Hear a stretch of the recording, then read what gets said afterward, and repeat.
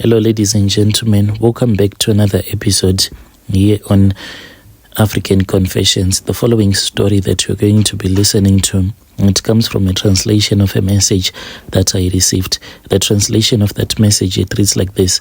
Hello, Brother Nash, how are you? Can you please post my own story as hidden identity? I am a man who is aged 39 years old. Currently, I am staying here overseas. Please keep my location hidden, and I do not want people who would come asking for my phone numbers for you to give them my story. It goes on like this. I used to work as a truck driver when I was in South Africa. I managed to save enough money.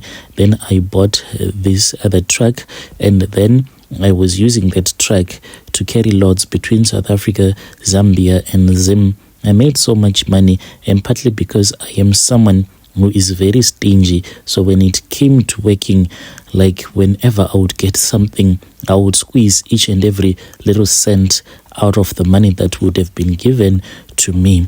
By the time that I came here, Brother Nash, I do not want to lie to you. That was when this other very big company, I just do not want to mention it by name. This company, it sold most of its assets and converted some of the trucks from South African number plate to Zim number plate. We then bought a few of those trucks, but now the trucking industry, it is very different from what it used to be. Back in those days, there were no brokers like the way that they are right now. Everyone just wants a little bit of the pie, in which the pie, it is not very big. At the end of the day, the transporter is the one who end up carrying the huge cost and the huge risk at the same time, whereas the brokers, they are just playing Russian roulette with your trucks. Can you even believe it? So because of the challenges that I was now facing, the biggest challenge that I faced was that I hired a boy from my own country. The man, even though he had an original license, a passport, but the problem was that he did not have a work permit. The disadvantage is that the moment that he has an accident without a work permit, it means that the insurance will fight with you, not wanting to give you any single cent. So I fought with the insurance. Unfortunately, my truck was a write-off. You can just imagine that a rig that is worth 1 million rands, then you are told that it is just not worth anything. It is a write-off. You know, I had diarrhea the moment I was told that my truck had been involved in an accident. I did not know what else to do until finally, when I spoke with this other man, he said that, I have a plan for you which can boost your business. He said, are you able to organize a fuel tanker? Because there were some chemicals that needed to be transported from South Africa to Mozambique. That was quite easy. That is what I did. After I had organized everything, then I personally went with the truck to Mozambique with my other driver. And the first load, it was good money. We kept on pushing, and we kept on selling, Brother Nashi, until the day when my truck got stuck again in Mozambique. Then I said, you know what, enough is enough with trying to become a good man. For I knew my other brothers who were in this logistic industry, and their trucks, they never, I guarantee you this, they will never have any accidents. No matter what, they will never have an accident. So that was when I spoke with one of my friends. At that time, he was in Zambia. I said, you know what, I am asking for your help. Are you able to help me? Because currently the situation that I am facing, as you know it is very difficult for me, and I can't keep on using the money that I am earning from another job that I have to make my business to run smoothly. These trucks, they are supposed to repair themselves. They are supposed to buy more trucks. This man then said, are you able to drive to Zambia? I said, to Zambia? Okay, I can try. So I then drove from my other house, which I have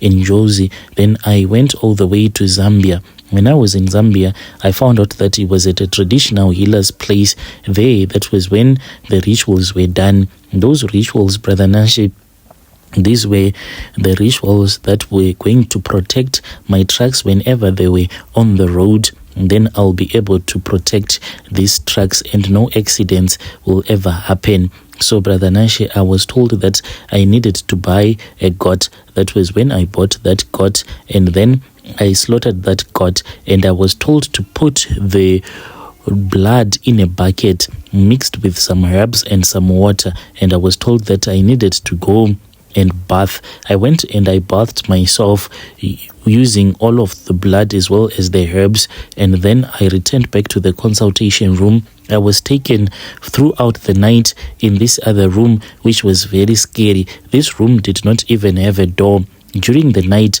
I want to tell you the truth, I actually heard that there was something, a creature that I could not even understand, that came into that room. This creature, it was a female creature.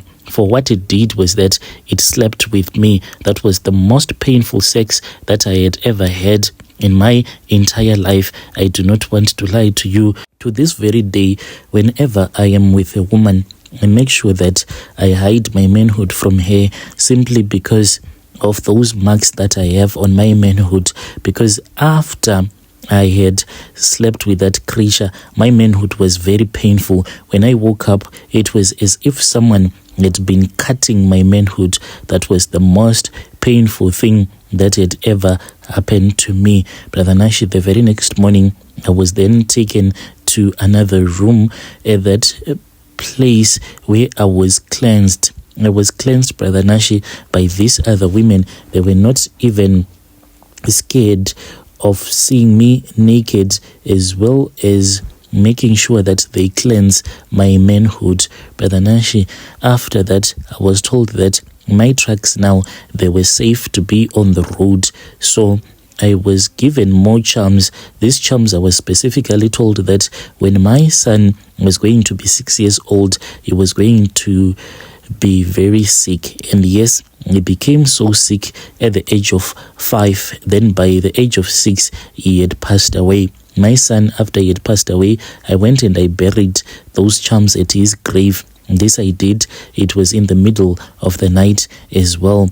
And up to this very day, I do not want to lie to you.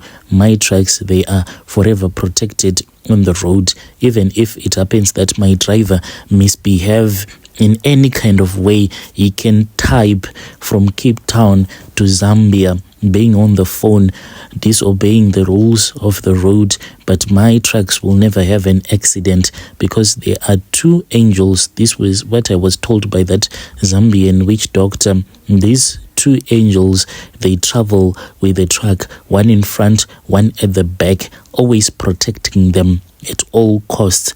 So sometimes I feel as if what I did was right, and then at the same time I feel like what I did was very wrong because my son is no more. When you post my story, tell me. I'll also follow through in the comment section.